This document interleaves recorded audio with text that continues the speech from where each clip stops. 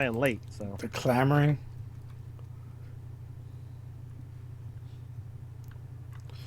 A wizard is never late or early. He arrives precisely when he desires to arrive. that's what I'm he Nerdarchy. means. That's what he means to. Damn it! If you're gonna quote a movie, quote it right. Never misquotes for days. I'm Nerdarchy Dave from Nerdarchy for Nerds by Nerds, and as always, I'm hanging out with this nerd. Nerdarchy said, but it's not as always anymore with these things because It's true. we As of this week, we do mix it up. So tonight, it's us. tonight I'm stuck with Ted, or Ted's stuck with me. Somebody is stuck with somebody. Indeed. So, how are you doing? You're saying you're having a good day today. It's good to hear. I am having a good day today. So, the reason why we're having a good day today is because the Nerdarchy Pledge Manager has been open for a while and people are pledging late, and so that means more people are going to get our book, which is really freaking awesome. Indeed. So, the topic for tonight is beacons. So, basically, sometimes, a lot of times anymore, we just pick a weird topic and run with it and figure out how we can incorporate it into our D&D games. So, a couple ideas that I had, going on. A beacon is something that it's supposed to be, a signal, something that's put out there to be able to be seen. You were quoting Lord of the Rings, and just like Lord of the Rings, the beacons of Gondor have been lit. Do we answer the call? So you can do those kinds of things, and if you want to have that old style sending signals via intricately placed campfires and what have you, you could do something like that in your world and have that be something else. But the idea of beacon could be something else entirely. Is it a magic item? Is there a type of monster called a beacon? You can do a lot of different things with that. So, instantly, what comes to my mind is using the beacon as a plot device, right? Mm-hmm. In your game, one, there's several ways you can do it. Actually, one, like you just said, the beacons of Gondor have been lit, right? What does that mean? The neighboring kingdom is calling for aid. What's going on?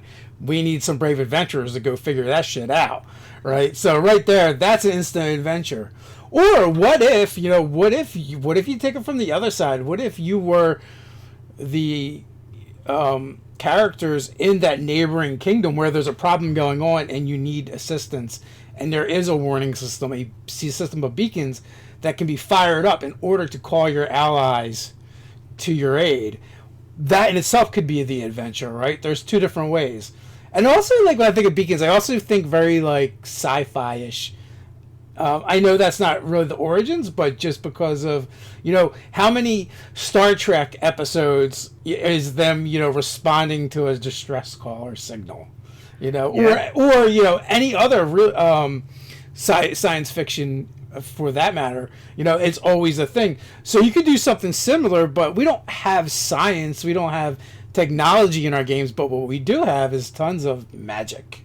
Yeah. So there's the message spell. That in and of itself could wind up being a beacon. What if there was a device? Essentially, it could be a magic item that's put out there, and it's been set to deliver some kind of message to the first person that comes upon it, similar to the what do you call it? Similar to what you were just talking about with Star Trek. So the characters come upon it, and they hear this message as if the wizard had just cast the message spell, and it is a hook to an adventure. Yeah, or from the another perspective is, they find this arcane device, or perhaps it's just arcane to them. It could literally be technology if you wanted to insert and mash up some science fiction into your game, right? And it's there's strange lights coming from it, strange sounds coming from it. Maybe there is a message, like you said, being repeated over and over again in another language that they don't understand, and they have to decipher and figure it out. Maybe it's a beacon calling out to somewhere else to hear. So then it arises all these questions. What's going to answer? Who's going to come to this distress call? What does it mean when they arrive? Is it a call to for an invasion? Is it a call for help? Will someone show up and be like, "Hey, what did you do to our guys? Because the thing went off, but we see you, but not them." Yeah, I mean that's a multitude of campaign options right there that are set to go. You could use those, multiple all in one instance. So, Neo Viking, it would be cool to have the beacon be like a physically summoning the characters into the story, which I've done that in different ways throughout. I guess my history of dungeon mastering, and you can absolutely do that. I like that because one, you don't really explain what happened, right? No one knows at this time, this juncture. It's a mystery to be unraveled later. They've just been swept up and carried off to someplace else, usually because of magic, of course. But yeah, but that could be part of some kind of beacon for whatever reason. It's keyed into this group of people, and whether they've been adventuring together for years or they don't even know each other, they're just all being drawn together. I think sometimes that's a great way to kick off an adventure, and a campaign when no one knows what's going on, and you haven't really figured out how the players and their characters know each other, if they have a relationship, but you have something that just happens and thrusts them all together into one spot, and they have to figure it out. Then they're wondering, did one of you do this to me, or can we work together to figure it out, or should I go off on my own because I'll be better off by myself, a la, Wolverine style.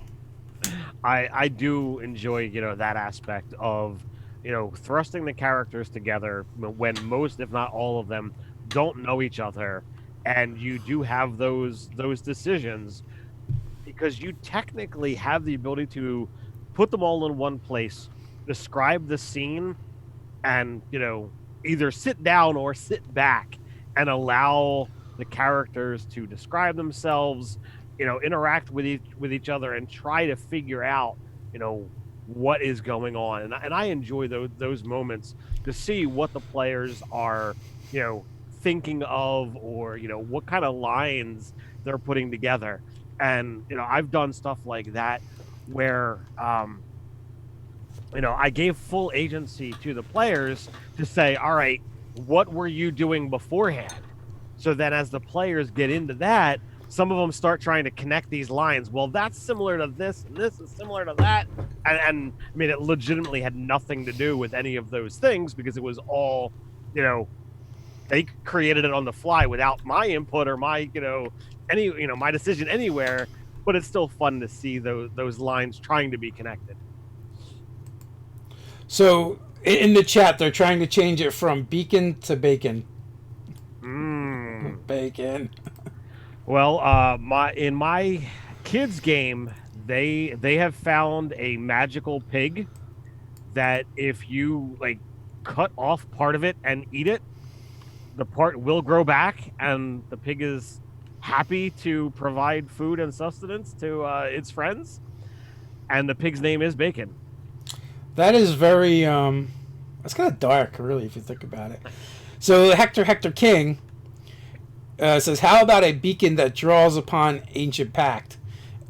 So I actually love that idea, especially when you tie it with the idea that the players get summoned by the beacon, right? And they get called forth to this place, and maybe it's because they are all of these different bloodlines that were tied to that pact, and they might not know it. They may not know of this connection.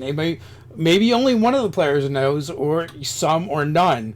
It becomes part of the discovery of hey, why were we all drawn here? And that could also be something that kind of gets revealed fairly early, especially if you're talking about bringing the players together for the first time, and no one did any work as far as how they were going to get together, and they just assumed the DM would do it or something along those ideas.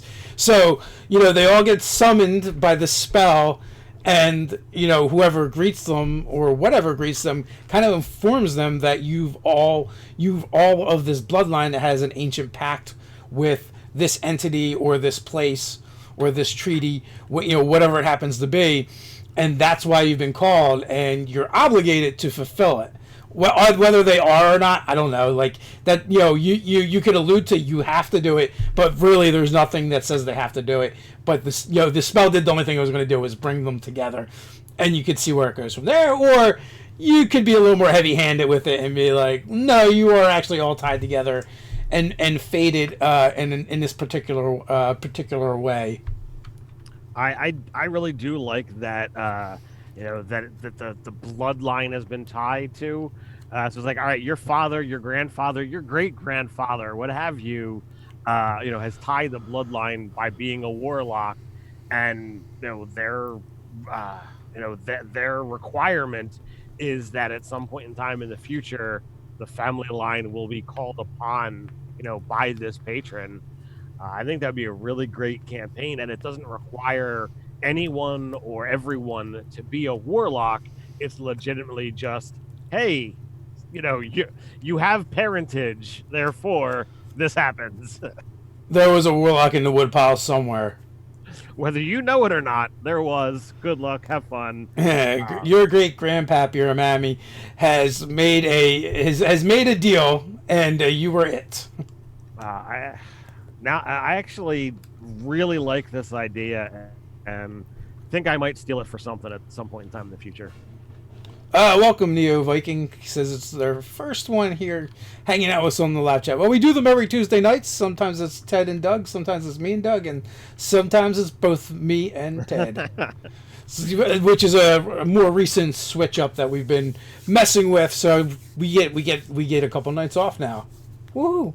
And Brian, you rock too. Just saying. Yeah. So for anyone that doesn't know and does not have the newsletter, there's a link in the description, someplace where you can sign up for the newsletter. And whatever the topic is for the live chat, we will expand upon in the newsletter that is coming up. So we try and pick something. Sometimes it's kind of amorphous and very non-specific, like beacons. And we just try and hammer out what are some cool things we could do in a game of Dungeons and Dragons, or even other role-playing games with something like that, and what can we build around it. And it's a lot more fun when you folks jump in and start adding your ideas into it as well. Yeah, it is fun to have the chat inclusive, in the topics. We talk and expand upon this idea, but then we also get to see what all of you are thinking about, and how we bend and twist these ideas together. There you go, Wes. Now you're gonna give Doug a big head. He likes Doug's input on the live. That's cool. It's all right. No, we love Doug.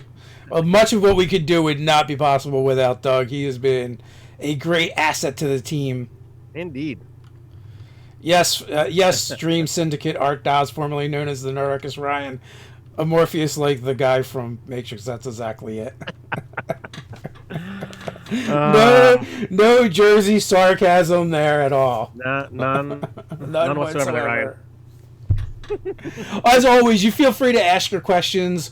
Just put either question in front of it, or GM 911, or tag us with Nerdarchy, so we can just see it real easy and pick them out. Makes it so much easier. I don't know where this is coming from, but Eric says for a full magic users party, they could be the last remaining spell plague victims before the Never Remember completely eradicates them all. The spell plague. I've never heard of her. Now, yeah. Oh God, like I'm not particularly hostile towards 4th edition. But that one element of 4th edition I did not like at all. I did not like the spell plague and the fact that they needed to narratively come up with a reason why all the classes and everything works different now. I'm not a fan, for sure. Well, for me, part of my journey was the frustrations where RA got to narrate all of that in his Drizzt novel, the Drizzt novel, and the way he described that whole process. I'm sorry, I was not thrilled with what he wound up doing, because he basically had one novel and he had to take them 100 years into the future, where okay, all of this can happen, but all of his essentially human existing characters are like, well, you now need to be dead. Bye bye. And I don't know. I he didn't have control over that fact, but I still was not happy about the way he did it. He's guilty by association. Eh, I think there were things that could have been done or said. I mean, even a freaking paragraph or chapter on particular subjects would have appeased me, but nope. So Edward Fleming would like to know, how would you use a beacon for the original Adventures Reincarnated #3 Expedition to the Barrier Peaks? That's actually being redone as a fifth edition adventure. I don't know if that's what you're referring to, but I know Goodman Games is doing it. Was that the one with like the guys on the cover with the laser guns? Probably. I don't remember off the top of my head. I'm especially the modules back then, I don't have much knowledge of. I know you did a lot more, either player or DM, of those before you and I started gaming together, but I don't have the knowledge of that. I just know I can picture a cover in my head, and there's the two. Yes, it is. There's the tentacle. Basically, it looks like the Sarlacc pit, sort of. And there's a couple guys one of them does have a laser pistol. All right, well then, kudos to remembering something about it. But that's about all I got. Well, for 5e, you'll be able to check out from Goodman Games. I believe in December. I want to say it's coming out. What? I was looking into that for the last newsletter. Okay. And I stumbled upon, it looked like it was coming out for 5e in the near future on the Goodman Games site. I'm pretty sure I saw that. Well, their little mini adventures and whatnot, I think come pretty frequently in the RPG crate. So I've got a nice little collection of them.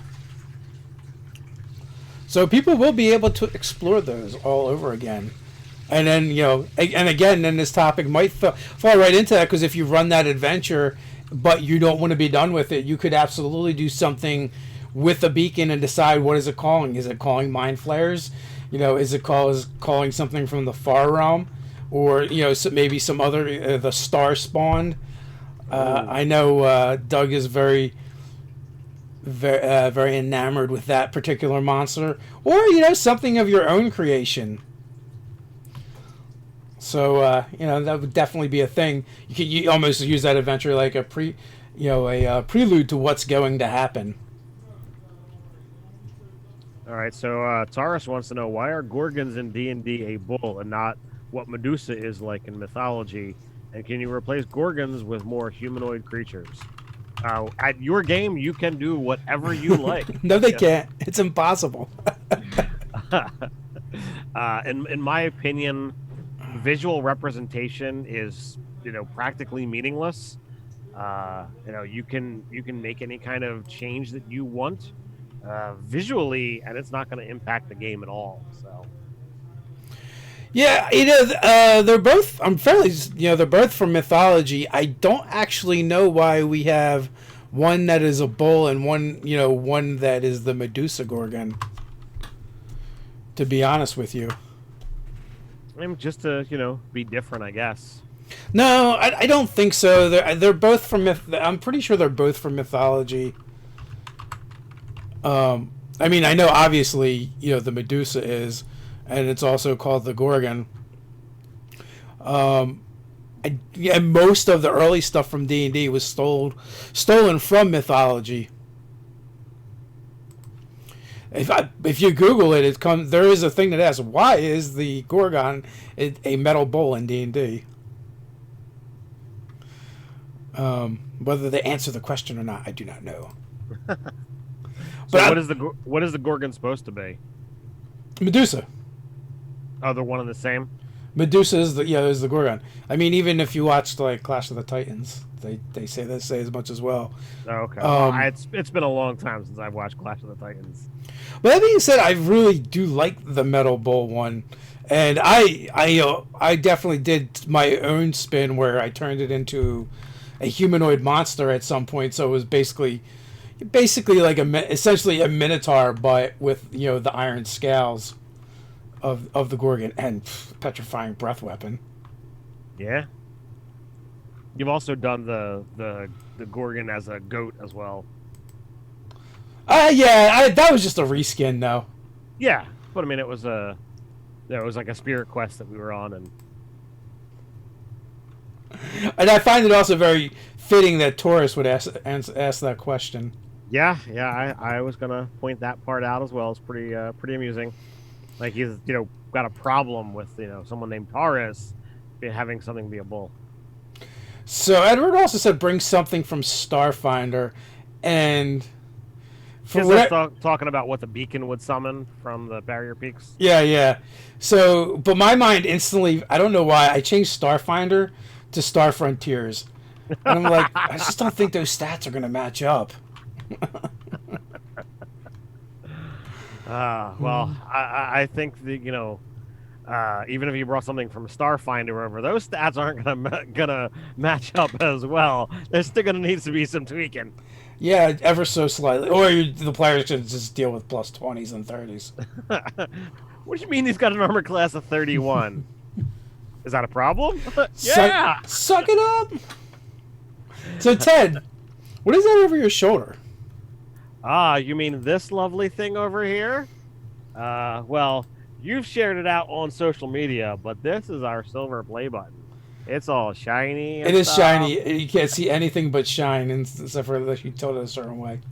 So presented to Nerdarchy for passing 100,000 subscribers, and it's got the the YouTube on it. It's our silver play button. It is awesome. I'm happy to see that on the shelf here for when we record and all that fun stuff. It took me forever to remember to bring it over to get it on the set. But it's been shared out on social media, so some people know that we've got it, but now it's on the set, and it's awesome. It's official. We've passed 100,000. 5,000 subs ago, I think. Yeah, we did it while we were at Gen Con, I think. No, I think it was it was after Gen Con, but not by much. Okay. We were hoping to do it by Gen Con. Then we're like, maybe at Gen Con, and then it was a little after. Slow and steady. I know, we've summoned the guy. Oh my word. We've got another great game master in the house. One of the greatest. How are you doing, Guy? Hope you're having a great evening. Thanks for coming and joining us. Oh, so Edward Fleming at Nerdarchy, you could do similar magic items like Hand of Vecna and Eye of Vecna or Rod of the Seven Parts. You would try to force the users to attract to each other. That would definitely work. It also ties in kind of into the video that's coming out tomorrow. Little teaser there. Wait a minute, you should have got your silver play button a while ago. Well, maybe he's envious of because he says of that silver play button. So maybe he wants the one that says Nerdarchy on it. I don't know. He's in Japan. He's gonna send ninjas for it, Ted. I'm sorry. You and your family may die. Okay. Well, if it happens, it happens. Or maybe they just haven't. They just haven't sent it to him yet in Japan. Or maybe you didn't click the box. There's just like a thing you gotta click, and they send it to you like magic. It takes a while for it to show up, though. Unless they're just like, nah, you live too far away. We're not sending it. Because Japan is one of the more expensive places to ship to, right? Yes. Yeah, Japan, Australia, and the UK.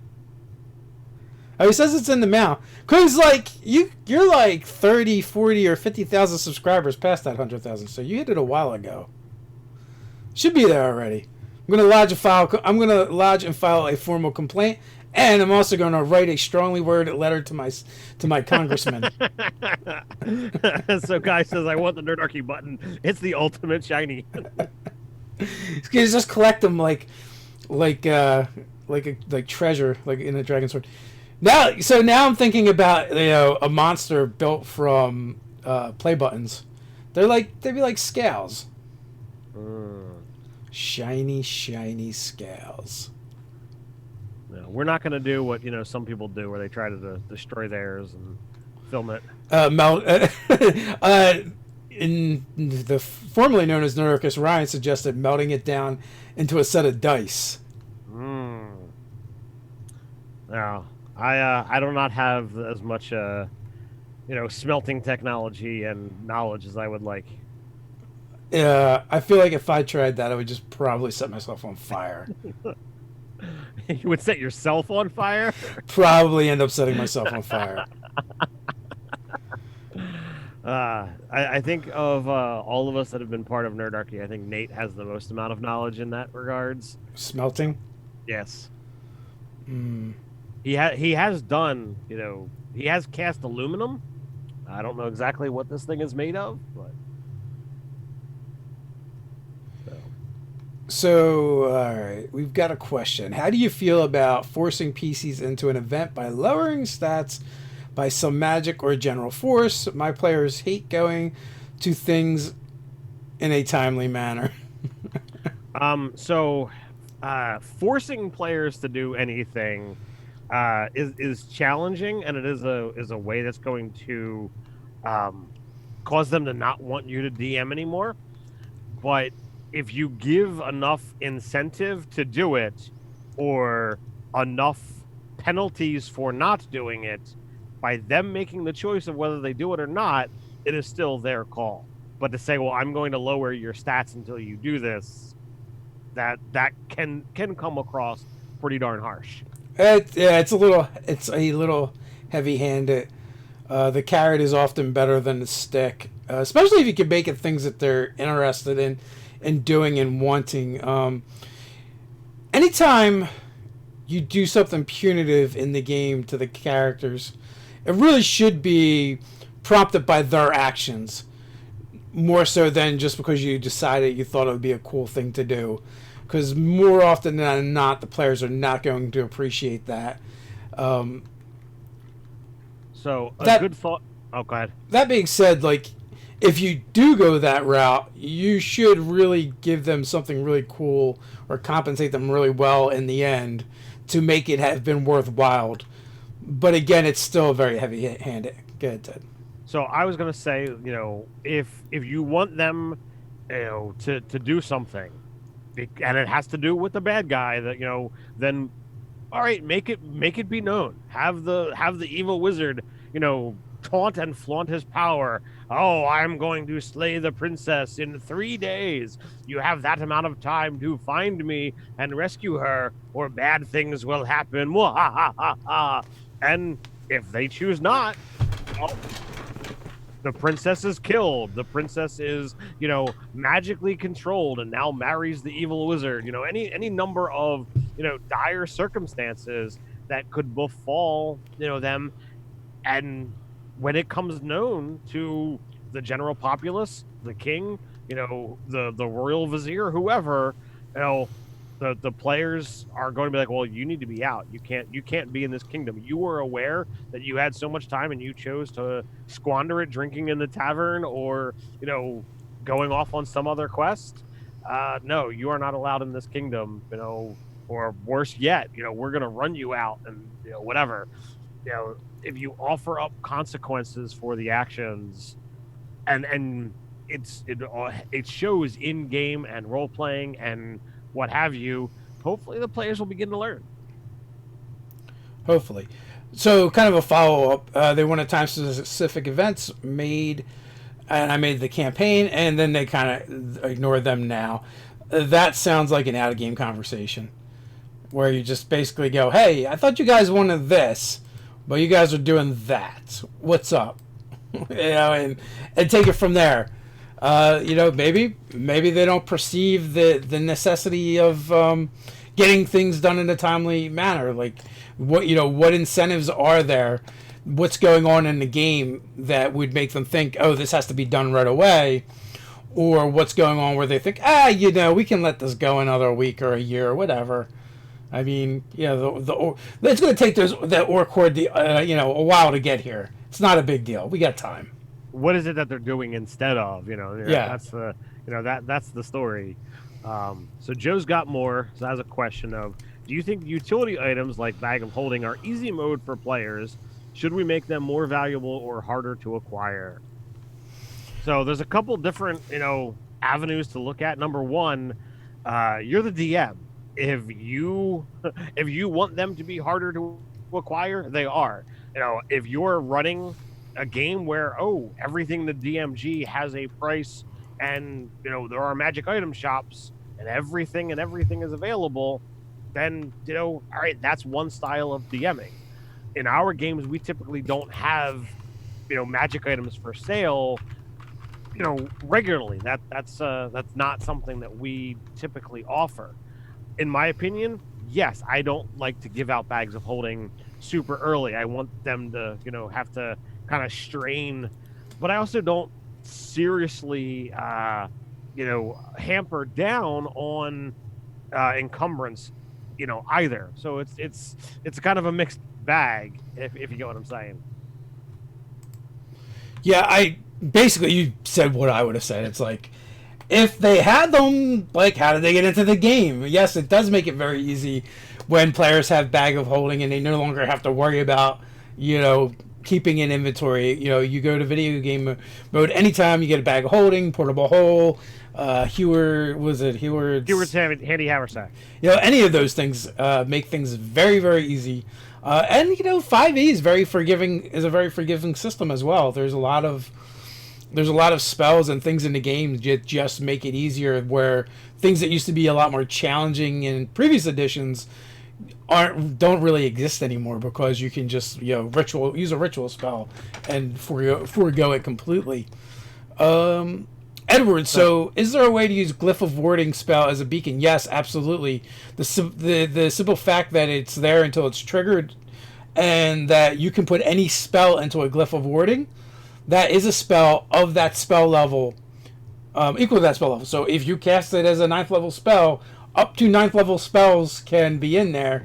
So, which means wish, right? And you could literally wish that, like a song that gets stuck in someone's head, like it becomes a telepathic beacon that just keeps dinging their head until whatever gets accomplished happens. So yeah, you could definitely use Glyph of Warding and kind of replace any kind of science fiction or technology with a combination of Glyph of Warding and another spell. Yeah, that's a fun concept. So they're now toying around with my pun, the mixed bag of holding. Oh well, the cursed items, the deck. What is it? Cursed Collective. Cursed Collective, yeah. Has a bag of holding in it that doesn't always give you what you're looking for. Like sometimes you pull out something else instead. Yeah. So you could definitely do that. It's a 50% chance that you get what you want. The other 50% chance is like one of 4 different items. It's like it could be like a cactus, it could be grass clippings, or one of 2 other items. But you could also use the item that was in my game Friday night. Was from the RPG crate game, and that was the Hoarder's Haversack. So it's a bag of holding, but it's a cursed item. So once you basically claim it and you say it's yours, you have the compulsion to be a hoarder. I'm going to leave that alone.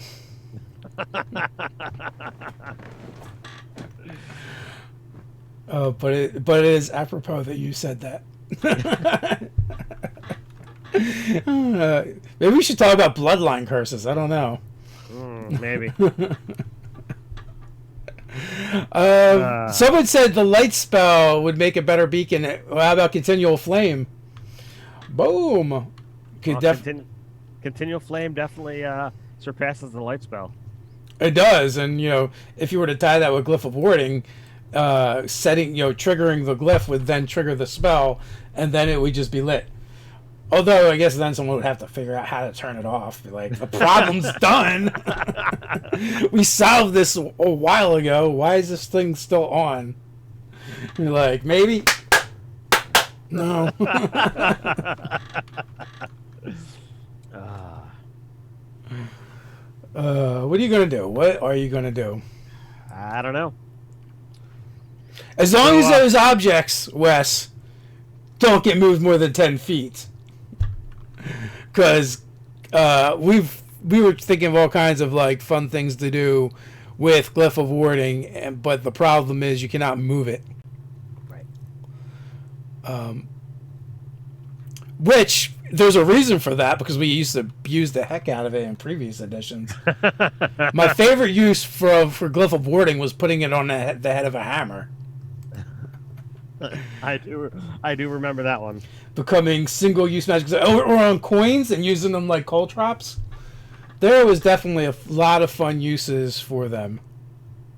So Guy says, question, do you think the caster can control the color of the light spell? Well, in my game they can. So really, as Dave says, that comes down to the GM. In my opinion, I see no problem with, the caster being able to choose the color. Yeah, I don't know what Raw says, but I'm not playing Adventures League, so it doesn't really matter. I've done one session. I've also done one session. He wasn't a caster, though, so not really a problem. It doesn't actually... Oh, it says you can as colored as you like, so there you go. There you go. Buy Raw. Buy Raw. Do what you like. Do as you like, yeah. So Neo Viking says... Black lights for everyone. How mean would it be to reskin the deck of many things as a bag? A bag of many things? So, as opposed to, drawing a card, you reach in and you pull out, oh my god, it's the devil! Ah! It's death. Can we flavor anything as anything? If you've been around for a while, watch our videos, we're big fans of reskinning, reflavoring, stealing, borrowing, begging, whatever it takes to add more fun to your table. As long as everyone's enjoying themselves and having a good time and everything's consensual, go for it. Morse code for the win. Absolutely. Got a fun chat going on tonight. So Taurus wants to know, how would a beacon be lit if everyone in town turned to stone? Would it be like automatic if half the population of the town disappears, or did they light it before or something? So, if you look at the Lord of the Rings beacon, somebody has to go and, put the torch in. So if some curse befell the town and everyone was turned to stone, then somebody would have to find the people, know that there's a beacon out there, and be like, oh my god, this town needs help. I'm going to go light this beacon. Unless in your world and that town has magic tied to the health of the population, and if whatever that magic is deems the population is now unhealthy or in danger, the beacon automatically lights. So the wizard did it.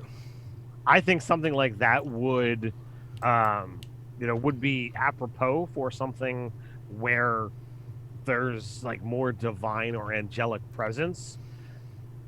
If not that everybody knows, but in our world, if the City of Glory was not a floating continent or floating city, but was more in the ground, but still had the angelic ruler, like I think that would be more fitting there. That hey, there's divine, observation, divine countenance looking on. Hey, how can I, how can I, help this town out more? But that's the only thing I can think of. Dream Syndicate Art Dial says all my beacons would operate like the clapper. Oh, of course they would. That's funny you should say that because that's exactly what I thought when I read it.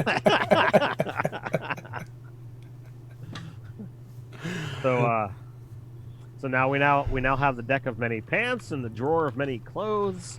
Yeah, they're going nuts with that. Yep.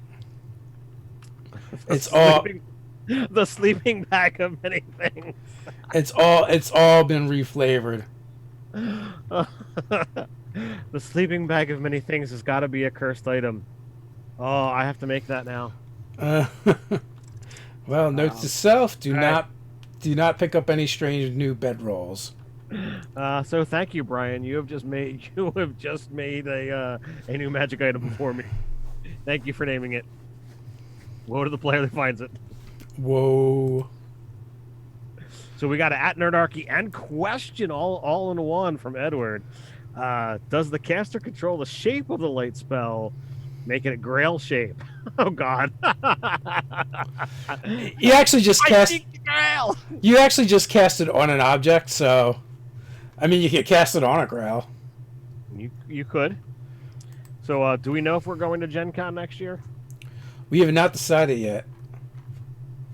We probably will, Yeah, because we had this like big Kickstarter and it was really successful. You guys all gave us a pile of money, so we probably will attend Gen Con now. Seems fair enough. So there you go, Dylan Silvermoon. They've kept me from fleeing the country to Costa Rica, so my consolation prize is going to Gen Con. But no, yeah, we haven't really thought too hard about what we're doing next year. We're doing Nerdarchy, the convention, which there's probably a place where you can get information to that in the description below. You can sign up for an email list, so as we get more information, you guys can get more information.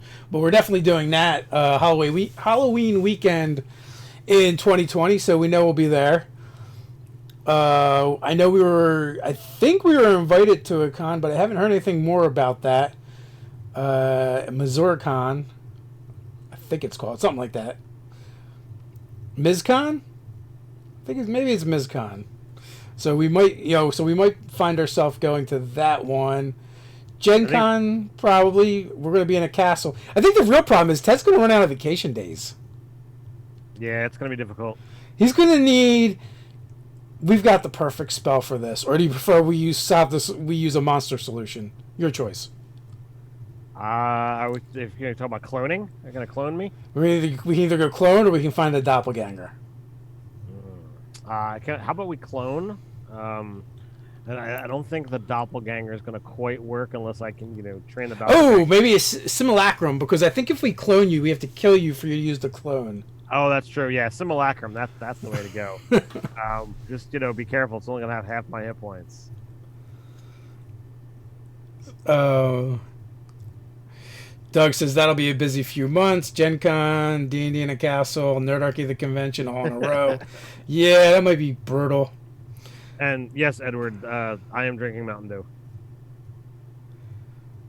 There, it's been. How many years were you clean, man, before you went back? At least a decade. What happened in your life, Ted, that all of a sudden, after a decade or more, you went back to the Mountain Dew, huh? Do we have to have do we have to have intervention for you, man? I got older and I now need more stuff to help keep me awake, and iced tea was not enough caffeine for me. Yeah. So, Have you considered blow? No, I have not. Oh God, Edward wants to clone the doppelganger. Interesting. But again, it doesn't do anything until it dies. At least D&D clone, anyway. Yeah, we have to make like piles and piles of more money so that Ted can go full time, so we can do all the conventions together. Because I get lonely.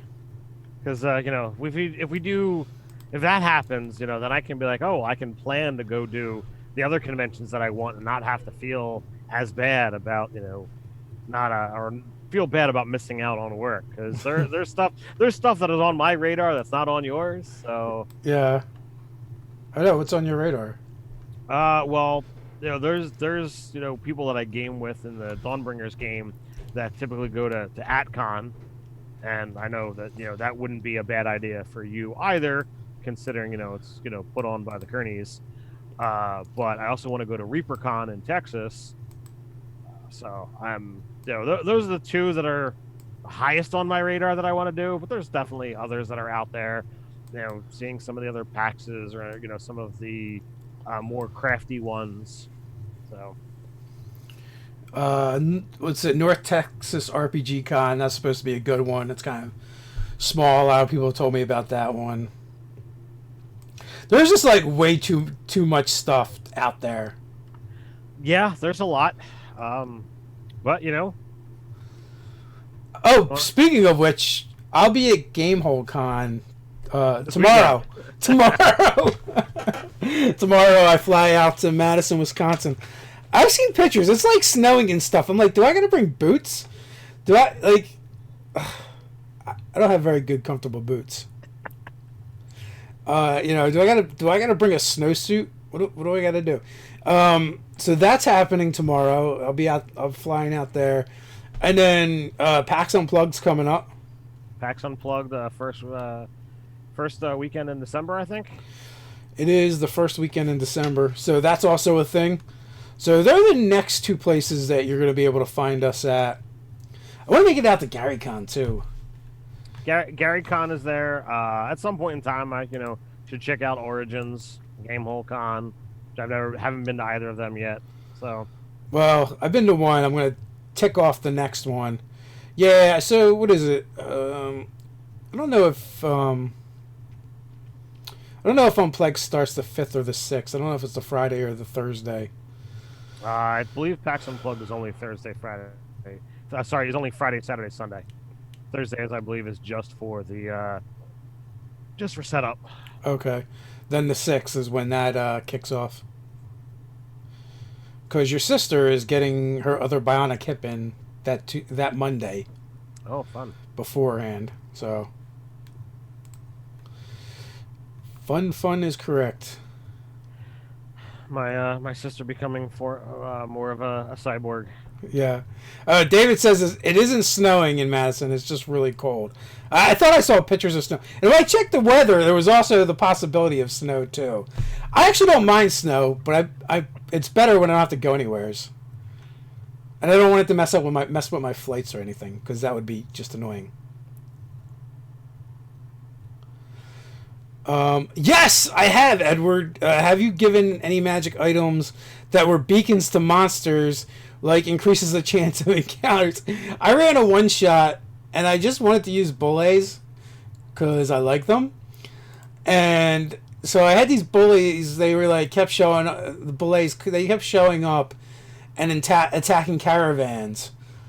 Well, I made a magic item that gave, like, tremor sense, and it was just like throwing off this weird vibe that was driving the bullays nuts. So they would come and look for this magic item because they wanted to destroy them because it was driving them nuts. So once this like one merchant caravan company figured that out, they started planting them in their rivals' caravans. So the players like had to like decipher what was going on. Nice. So you give that to the dwarves of Crathan Gulch so that they can be able to easily attract the bullays so they can hunt them. Well, like so, I mean, I did take a little bit of inspiration too from from Dune, the thumpers they would use to summon the sandworms. Oh yeah. So it was kind of that was kind of like the idea. I don't know, like I think we mentioned earlier about stealing from all over the place. That's always been our our kind of our credo is get inspiration or steal from everywhere so that your game is going to be better because of it.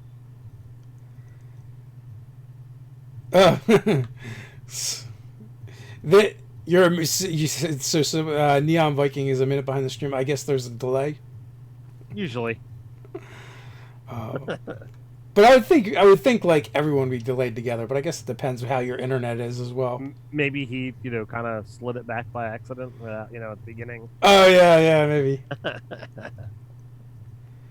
It was kind of like a mix of Tremors and Dune, with the summoning of them. I don't know. I thought it was just a fun way to do it. I don't remember what else the magic item did. I just know it could give you tremor sense. And the players are like, this is really cool, except for, they almost got eaten by bullays. Tremors was awesome. In a terrible, terrible way, it was awesome, guy. It was so bad. How many of them have they made? There's like so many Trevor movies. There's like 10 of them, right? I thought there were 5. I don't know. It doesn't seem like a movie you would watch, though. No, it's not my kind of cup of tea. Now I need to know. Well, if only there was a thing called the internet. If only there were. Come on, man! I can't be messing around on the internet. I gotta stream the run. So next week It looks like there's 6 of them. 6. I was off by 1. But the one isn't named because the last one is A Cold Day in Hell. Oh, okay. It's 1 through 5, and then A Cold Day in Hell. All right. Well, I'll take partial credit then. There you go. You get half a gold star. Woohoo! That's my first half a gold star. So we're closing in on the end here. So pay attention to next week will be our first what do you call it? Our first Tuesday in the month. So we will announce the winner of our next giveaway, as well as announce the next thing that we will be giving away. And if you want to get in on our giveaways, there's a couple of ways to do it. You can sign up for our Patreon, get in on all of that, cool stuff. The product that we create every month, which is, cheaper on Patreon than it is on our website. You also get it sooner. You get access to the Patreon only Discord area. You get access to the Patreon hangout that we do on Monday nights. And then you get access into the giveaway. The other thing you could do is to go over to the website, download the form, fill it out, and mail it into our P.O. box. And, that name then gets added into the list of all the other available entrants. I randomly select the name, and then we contact you to say, hey, you won stuff. But who's got time for that? So, you could do that every month, mail in the form, or just, $2 a month, gets you into, gets you the product. It gets you, an entrance into the giveaway. And there's a lot of stuff that's going to get announced as the December giveaway, but the November giveaway is, got an MSRP of like $150. So it's pretty nice. Yeah, that is pretty nice. We're still like debating on how we're giving stuff away. No. For next week's. Next week's. The stack of, deck of many cards. We got all 7 decks, anywhere from, $10 to $20 per deck. That's sizable. Yeah, well, I think then the giveaway after that's pretty exciting too. It takes up a lot of volume anyway. I'll say that. Yeah, I was actually happy to pass it off to you for you to show off next week, because I get the week off next week, so woohoo! You get to show it off and talk about all the fun, cool stuff. Now, I just dropped a link, and I'll drop another one in the chat if you guys want to sign up to find out more about Nerdarchy the convention. I might mention too, one of our keynote guest speakers, whatever you want to call it, Guy in the chat there will be there as well, coming all the way from Japan to hang out with us in the greater Philadelphia area. So that is going to be super cool. So I'm stoked about that. Yeah, it'd be cool to get to hang out with him some more. And over on Facebook, I had kind of posted the link along with a list of some of the stuff that was going on. And there's like a list of like over 20 guests that are coming to the convention to hang out with us, run workshops and seminars and panels. I'm sure there'll be some live games going on. And, one of the big things that was kind of really important to us when we talked about it was we don't want to charge people for the games. Like, if you buy your badge, we're not going to then charge you for a seat at a table where, the GMs are usually volunteers anyway. So, we definitely want to have access for that. There will be a sign-up process just so you can reserve your seats. But, other than that, you won't pay anything for the seats themselves. We might... The only instance where we might charge for a game is if we can do charity games, which we're looking into doing that, in which case then like most of the proceeds will go to a charity, and that'll be like a special thing where maybe we get a celebrity GM to run games, and people can pay to be at those tables, and then the money goes to charity. So that would be like a cool thing to do and fun. So, but like I said, the list is pretty extensive. when I was putting it down, and we're probably not done yet. We still have some people to hear from, but if you go over to, you know what, I can do this. I can grab the list right here, and I can drop it in the chat. You guys can see, and gals can see, what we've got so far. And oh, that's ugly. So, actually, I don't think I can do it. It's too much. So Guy, if your chair is not squeaky, can we get you like a YouTube clip of squeaky chairs that you can play? Will that be sufficient, or do you have to have a squeaky chair? So, just throwing that out there. A diva guest. Woohoo! Yeah. I only drink tap water. I want only all colors of jelly beans, and my chair must be squeaky. So if you leave a color out, is that a problem? I think so. Or does each one have to have all the colors? Is somebody gonna have to sit there and sugar paint the jelly beans? Oh God, you're hysterical. But no, it should be a good time. Also, too, it's just an excuse for us to invite all of our friends from the internet to like one place to hang out. But I suspect we're going to end up working the whole weekend anyway, and not really enjoying it. That part's gonna suck. But whatever. There's got to be somebody we can shirk our responsibilities and duties off on. Hey, Doug. Yeah. I'm sure he stopped listening. He'll never know. He'll never know. It'll be our secret plan. What about a squeaky toy? We could put a squeaky toy on your chair. We'll put it underneath his seat cushion so that every time he moves, it squeaks. There you go. He'll never know. Oh, and he must be a squeaky chair, otherwise he simply can concentrate. God, you are hysterical, my friend. Guy requires a dedicated jelly bean tender. Yeah, it's just going to be somebody. It's going to be we're gonna have a slingshot. That's what it's going to be. Somebody with a slingshot, jelly bean him from across the room. So, how did your keynote speaker lose an eye? Well, funny story. I think this live chat has gone beyond ridiculous. We're talking about sticking a squeaky toy in a chair and shooting jelly beans via slingshot. How else would you shoot a jelly bean? Dart gun? Shotgun full of jelly beans. I get the whole table in one shot. There you go, scatter shot jelly beans. On that note, I think it is time to wrap things up. Till next time, stay nerdy. Stay nerdy.